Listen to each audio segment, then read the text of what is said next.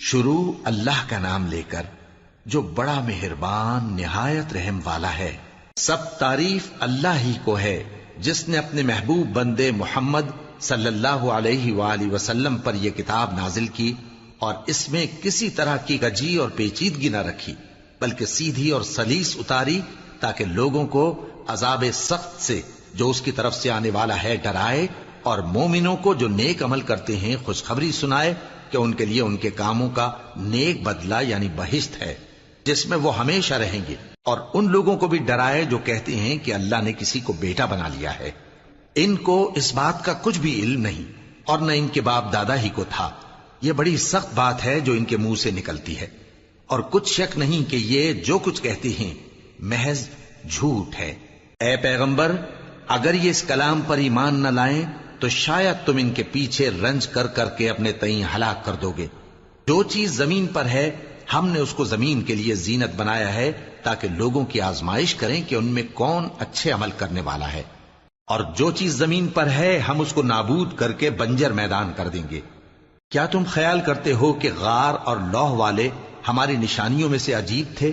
جب وہ نوجوان غار میں جا رہے تو کہنے لگے کہ اے ہمارے پروردگار، ہم پر اپنے ہاں سے رحمت نازل فرما اور ہمارے کام میں درستی کے سامان مہیا کر۔ تو ہم نے غار میں کئی سال تک ان کے کانوں پر نیند کا پردہ ڈالے رکھا، یعنی ان کو سلائے رکھا، پھر ان کو جگا اٹھایا تاکہ معلوم کریں کہ جتنی مدت وہ غار میں رہے دونوں جماعتوں میں سے اس کی مقدار کس کو خوب یاد ہے۔ ہم ان کے حالات تم سے صحیح صحیح بیان کرتے ہیں۔ وہ کئی نوجوان تھے جو اپنے پروردگار پر ایمان لائے تھے، اور ہم نے ان کو اور زیادہ ہدایت دی تھی، اور ان کے دلوں کو مربوط یعنی مضبوط کر دیا۔ جب وہ اٹھ کھڑے ہوئے تو کہنے لگے کہ ہمارا پروردگار آسمانوں اور زمین کا مالک ہے، ہم اس کے سوا کسی کو معبود سمجھ کر نہ پکاریں گے۔ اگر ایسا کیا تو اس وقت ہم نے بے عقلی کی بات کی۔ ان ہماری قوم کے لوگوں نے اس کے سوا اور معبود بنا رکھے ہیں، بھلا یہ ان کے معبود ہونے پر کوئی کھلی دلیل کیوں نہیں لاتے؟ تو اس سے زیادہ کون ظالم ہے جو اللہ پر جھوٹ باندھے؟ اور جب تم نے ان مشرکوں سے اور جن کی یہ اللہ کے سوا عبادت کرتے ہیں ان سے کنارہ کر لیا ہے تو غار میں چل رہو، تمہارا پروردگار تمہارے لیے اپنی رحمت وسیع کر دے گا اور تمہارے کاموں میں آسانی کے سامان مہیا کرے گا۔ اور جب سورج نکلے تو تم دیکھو کہ دھوپ ان کے غار سے داہنی طرف سمٹ جائے، اور جب غروب ہو تو ان سے بائیں طرف کترا جائے، اور وہ اس غار کے کشادہ حصے میں تھے۔ یہ اللہ کی نشانیوں میں سے ہیں، جس کو اللہ ہدایت دے وہ ہدایت یاب ہے، اور جس کو گمراہ رہنے دے تو تم اس کے لیے کوئی دوست راہ بتانے والا نہ پاؤ گے۔ اور تم ان کے متعلق خیال کرو کہ وہ جاگ رہے ہیں حالانکہ وہ سوتے ہیں، اور ہم ان کو دائیں اور بائیں کروٹ بدلاتے تھے، اور ان کا کتا چوکھٹ پر دونوں ہاتھ پھیلائے ہوئے تھا۔ اگر تم ان کو جھانک کر دیکھتے تو پیٹ پھیر کر بھاگ جاتے اور ان سے دہشت میں آ جاتے۔ اور اسی طرح ہم نے ان کو اٹھایا تاکہ آپس میں ایک دوسرے سے دریافت کریں۔ ایک کہنے والے نے کہا کہ تم یہاں کتنی مدت رہے؟ انہوں نے کہا کہ 1 دن یا اس سے بھی کم۔ انہوں نے کہا کہ جتنی مدت تم رہے ہو تمہارا پروردگار ہی اس کو خوب جانتا ہے، تو اپنے میں سے کسی کو یہ روپیہ دے کر شہر بھیجو، وہ دیکھے کہ نفیس کھانا کون سا ہے تو اس میں سے کھانا لے آئے، اور احتیاط سے آئے جائے اور تمہارا حال کسی کو نہ بتائے۔ اگر وہ تم پر دسترس پا لیں گے تو تمہیں سنسار کر دیں گے یا پھر اپنے مذہب میں داخل کر لیں گے، اور اس وقت تم کبھی فلاح نہیں پاؤ گے۔ اور اسی طرح ہم نے لوگوں کو ان کے حال سے خبردار کر دیا تاکہ وہ جانیں کہ اللہ کا وعدہ سچا ہے، اور یہ کہ قیامت جس کا وعدہ کیا جاتا ہے اس میں کچھ شک نہیں۔ اس وقت لوگ ان کے بارے میں باہم جھگڑنے لگے اور کہنے لگے کہ ان کے غار پر عمارت بنا دو۔ ان کا پروردگار ان کے حال سے خوب واقف ہے۔ جو لوگ ان کے معاملے میں غلبہ رکھتے تھے وہ کہنے لگے کہ ہم ان کے غار پر مسجد بنائیں گے۔ بعض لوگ اٹکل پچو کہیں گے کہ وہ 3 تھے اور چوتھا ان کا کتا تھا، اور بعض کہیں گے کہ وہ 5 تھے اور چھٹا ان کا کتا تھا، اور بعض کہیں گے کہ وہ 7 تھے اور 8واں ان کا کتا تھا۔ کہہ دو کہ میرا پروردگار ہی ان کے شمار سے خوب واقف ہے، ان کو جانتے بھی ہیں تو تھوڑے ہی لوگ جانتے ہیں۔ تو تم ان کے معاملے میں بحث نہ کرنا مگر سرسری سی بحث، اور نہ ان کے بارے میں ان میں سے کسی سے کچھ دریافت ہی کرنا، اور کسی کام کی نسبت نہ کہنا کہ میں اسے کل کر دوں گا، مگر انشاءاللہ کہہ کر، یعنی اگر اللہ چاہے تو کر دوں گا۔ اور جب اللہ کا نام لینا بھول جاؤ تو یاد آنے پر لے لو، اور کہہ دو کہ امید ہے کہ میرا پروردگار مجھے اس سے بھی زیادہ ہدایت کی باتیں بتائے۔ اور اصحاب کہف اپنے غار میں 9 پر 300 سال رہے۔ کہہ دو کہ جتنی مدت وہ رہے اسے اللہ ہی خوب جانتا ہے، اسی کو آسمانوں اور زمین کی پوشیدہ باتیں معلوم ہیں، وہ کیا خوب دیکھنے والا اور کیا خوب سننے والا ہے۔ اس کے سوا ان کا کوئی کارساز نہیں، اور نہ وہ اپنے حکم میں کسی کو شریک کرتا ہے۔ اور اپنے پروردگار کی کتاب کو جو تمہارے پاس بھیجی جاتی ہے پڑھتے رہا کرو، اس کی باتوں کو کوئی بدلنے والا نہیں، اور اس کے سوا تم کہیں پناہ بھی نہیں پاؤ گے۔ اور جو لوگ صبح و شام اپنے پروردگار کو پکارتے اور اس کی خوشنودی کے طالب ہیں، ان کے ساتھ صبر کرتے رہو، اور تمہاری نگاہیں ان میں سے گزر کر اور طرف نہ دوڑیں کہ تم دنیاوی زندگی کی رونقوں کے خواستگار ہو جاؤ۔ اور جس شخص کے دل کو ہم نے اپنی یاد سے غافل کر دیا ہے اور وہ اپنی خواہش کی پیروی کرتا ہے اور اس کا کام حد سے بڑھ گیا ہے، اس کا کہا نہ ماننا۔ اور کہہ دو کہ لوگوں، یہ قرآن تمہارے پروردگار کی طرف سے برحق ہے، تو جو چاہے ایمان لائے اور جو چاہے کافر رہے۔ ہم نے ظالموں کے لیے دوزخ کی آگ تیار کر رکھی ہے جس کی قناتیں ان کو گھیر رہی ہوں گی، اور اگر فریاد کریں گے تو ایسے کھولتے ہوئے پانی سے ان کی داد رسی کی جائے گی جو پگھلے ہوئے تانبے کی طرح گرم ہوگا اور جو ان کے چہروں کو بھون ڈالے گا۔ ان کے پینے کا پانی بھی برا اور آرام گاہ بھی بری۔ اور جو ایمان لائے اور کام بھی نیک کرتے رہے تو ہم نیک کام کرنے والوں کا اجر ضائع نہیں کرتے۔ ایسے لوگوں کے لیے ہمیشہ رہنے کے باغ ہیں جن میں ان کے محلوں کے نیچے نہریں بہ رہی ہیں، ان کو وہاں سونے کے کنگن پہنائے جائیں گے، اور وہ باریک دیبا اور اطلس کے سبز کپڑے پہنا کریں گے، اور تختوں پر تکیے لگا کر بیٹھا کریں گے۔ کیا خوب بدلہ اور کیا خوب آرام گاہ ہے۔ اور ان سے 2 شخصوں کا حال بیان کرو جن میں سے ایک کو ہم نے انگور کے 2 باغ عنایت کیے تھے اور ان کے گردا گرد کھجوروں کے درخت لگا دیے تھے اور ان کے درمیان کھیتی پیدا کر دی تھی۔ دونوں باغ کثرت سے پھل لاتے اور اس کی پیداوار میں کسی طرح کی کمی نہ ہوتی، اور دونوں میں ہم نے ایک نہر بھی جاری کر رکھی تھی، اور اس طرح اس شخص کو ان کی پیداوار ملتی رہتی تھی۔ تو ایک دن جبکہ وہ اپنے دوست سے باتیں کر رہا تھا، کہنے لگا کہ میں تم سے مال و دولت میں بھی زیادہ ہوں اور جتھے اور جماعت کے لحاظ سے بھی زیادہ عزت والا ہوں، اور ایسی شیخیوں سے اپنے حق میں ظلم کرتا ہوا اپنے باغ میں داخل ہوا۔ کہنے لگا کہ میں نہیں خیال کرتا کہ یہ باغ کبھی تباہ ہو، اور نہ خیال کرتا ہوں کہ قیامت برپا ہو، اور اگر میں اپنے پروردگار کی طرف لوٹایا بھی جاؤں تو وہاں ضرور اس سے اچھی جگہ پاؤں گا۔ تو اس کا دوست جو اس سے گفتگو کر رہا تھا کہنے لگا کہ کیا تم اس ذات سے کفر کرتے ہو جس نے تم کو مٹی سے پیدا کیا، پھر نطفے سے، پھر تمہیں پورا آدمی بنایا؟ مگر میں تو یہ کہتا ہوں کہ اللہ ہی میرا پروردگار ہے، اور میں اپنے پروردگار کے ساتھ کسی کو شریک نہیں کرتا۔ اور جب تم اپنے باغ میں داخل ہوئے تو تم نے ما شاء اللہ لا قوت الا باللہ کیوں نہ کہا؟ اگر تم مجھے مال و اولاد میں اپنے سے کمتر دیکھتے ہو تو عجب نہیں کہ میرا پروردگار مجھے تمہارے باغ سے بہتر عطا فرمائے، اور تمہارے اس باغ پر آسمان سے آفت بھیج دے تو وہ صاف میدان ہو جائے، یا اس باغ کی نہر کا پانی گہرائی میں اتر جائے تو پھر تم اسے تلاش نہ کر سکو، اور اس کے میووں کو عذاب نے آ گھیرا اور وہ اپنی چھتریوں پر گر کر رہ گیا، تو جو مال اس نے اس پر خرچ کیا تھا اس پر حسرت سے ہاتھ ملنے لگا اور کہنے لگا کہ کاش میں اپنے پروردگار کے ساتھ کسی کو شریک نہ بناتا۔ اس وقت اللہ کے سوا کوئی جماعت اس کی مددگار نہ ہوئی اور نہ وہ بدلہ لے سکا۔ یہاں سے ثابت ہوا کہ حکومت سب اللہ کی ہے، جو معبود برحق ہے وہی بہترین ثواب عطا کرنے والا اور بہترین انجام لانے والا ہے۔ اور ان سے دنیا کی زندگی کی مثال بھی بیان کر دو کہ وہ ایسی ہے جیسے پانی جسے ہم نے آسمان سے برسایا تو اس کے ساتھ زمین کی پیداوار مل کر نکلی، پھر وہ چورا چورا ہو گئی کہ ہوائیں اسے اڑاتی پھرتی ہیں،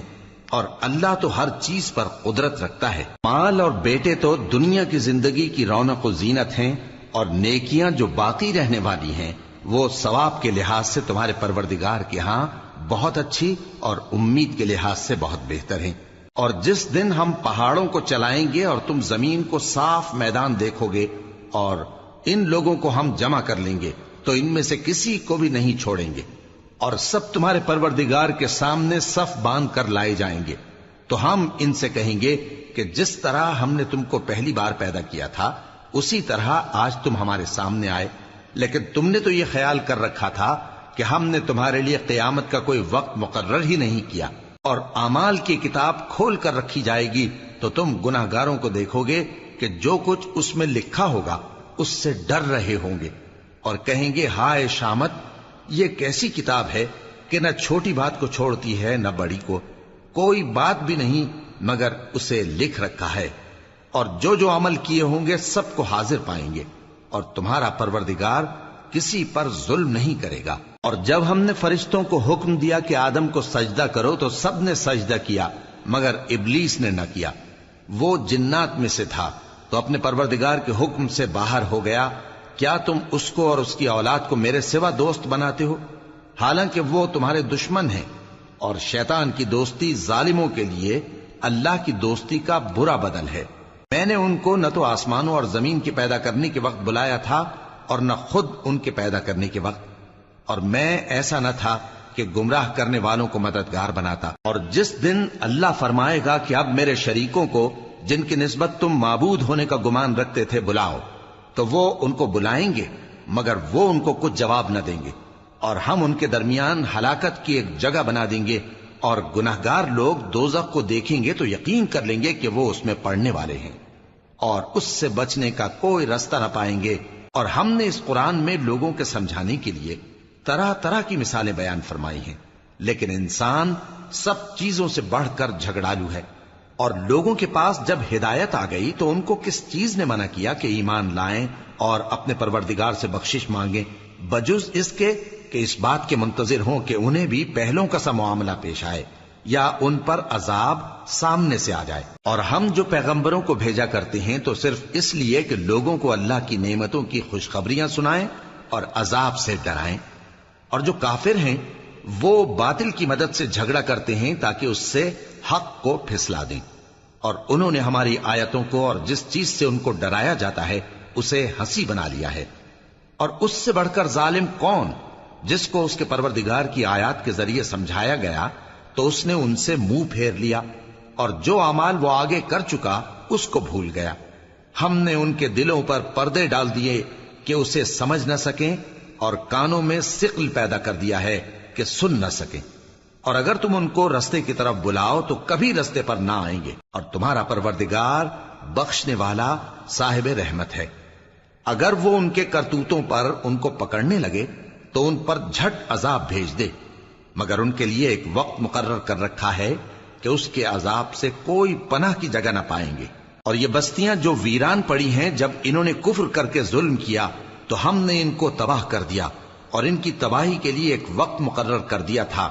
اور جب موسیٰ نے اپنے شاگرد سے کہا کہ جب تک میں دو دریاؤں کے ملنے کی جگہ نہ پہنچ جاؤں ٹلنے کا نہیں، خاص صدیوں چلتا رہوں، پھر جب وہ دونوں ان دریاؤں کے سنگم پر پہنچے تو اپنی مچھلی بھول گئے، پھر اس مچھلی نے دریا میں سرنگ کی طرح اپنا رستہ بنا لیا۔ جب آگے چلے تو موسیٰ نے اپنے شاگرد سے کہا کہ ہمارا کھانا لاؤ، اس سفر سے ہم کو بہت تکان ہو گئی ہے۔ اس نے کہا کہ بھلا آپ نے دیکھا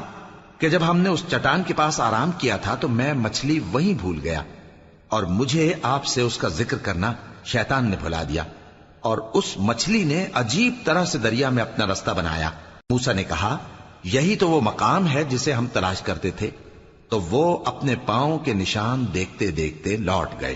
وہاں انہوں نے ہمارے بندوں میں سے ایک بندہ دیکھا جس کو ہم نے اپنے ہاں سے رحمت خاص سے نوازا تھا اور اپنے پاس سے ایک خاص علم بخشا تھا۔ موسیٰ نے ان سے جن کا نام خضر تھا کہا کہ جو علم اللہ کی طرف سے آپ کو سکھایا گیا ہے، اگر آپ اس میں سے مجھے کچھ بھلائی کی باتیں سکھائیں تو میں آپ کے ساتھ رہوں۔ خضر نے کہا کہ تم میرے ساتھ رہ کر صبر نہیں کر سکو گے، اور جس بات کی تمہیں خبر ہی نہیں اس پر صبر کر بھی کیسے سکتے ہو؟ موسیٰ نے کہا اللہ نے چاہا تو آپ مجھے صابر پائیے گا، اور میں آپ کے ارشاد کے خلاف نہیں کروں گا۔ خضر نے کہا اگر تم میرے ساتھ رہنا چاہو تو شرط یہ ہے مجھ سے کوئی بات نہ پوچھنا جب تک میں خود اس کا ذکر تم سے نہ کروں۔ تو دونوں چل پڑے، یہاں تک کہ جب کشتی میں سوار ہوئے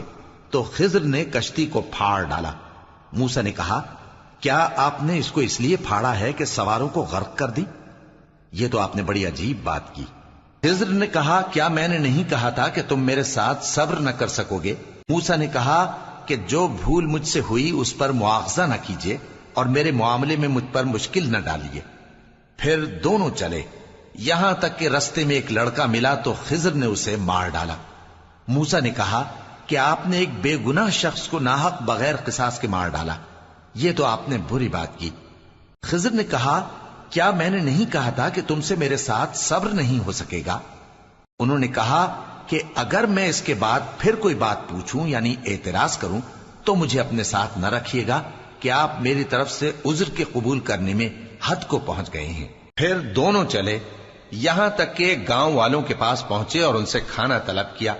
انہوں نے ان کی ضیافت کرنے سے انکار کیا۔ پھر انہوں نے وہاں ایک دیوار دیکھی جو گرا چاہتی تھی تو خضر نے اس کو سیدھا کر دیا۔ موسیٰ نے کہا کہ اگر آپ چاہتے تو ان سے اس کا معاوضہ لے لیتے تاکہ کھانے کا کام چلتا۔ خضر نے کہا کہ اب مجھ میں اور تم میں علیحدگی، مگر جن باتوں پر تم صبر نہ کر سکے میں ان کا تمہیں بھید بتائے دیتا ہوں کہ وہ جو کشتی تھی غریب لوگوں کی تھی جو دریا میں محنت کر کے یعنی کشتیاں چلا کر گزارا کرتے تھے، اور ان کے سامنے کی طرف ایک بادشاہ تھا جو ہر اچھی کشتی کو زبردستی چھین لیتا تھا، تو میں نے چاہا کہ اسے عیبدار کر دوں تاکہ وہ اسے غصب نہ کر سکے۔ اور وہ جو لڑکا تھا اس کے ماں باپ دونوں مومن تھے، ہمیں اندیشہ ہوا کہ وہ بڑا ہو کر بد کردار ہوگا تو کہیں ان کو سرکشی اور کفر میں نہ پھنسا دے، تو ہم نے چاہا کہ ان کا پروردگار اس کی جگہ ان کو اور بچہ عطا فرمائے جو اخلاقی پاکیزگی میں بہتر اور محبت میں زیادہ قریب ہو۔ اور وہ جو دیوار تھی سو 2 یتیم لڑکوں کی تھی جو شہر میں رہتے تھے، اور اس کے نیچے ان کا خزانہ دفن تھا، اور ان کا باپ ایک نیک آدمی تھا۔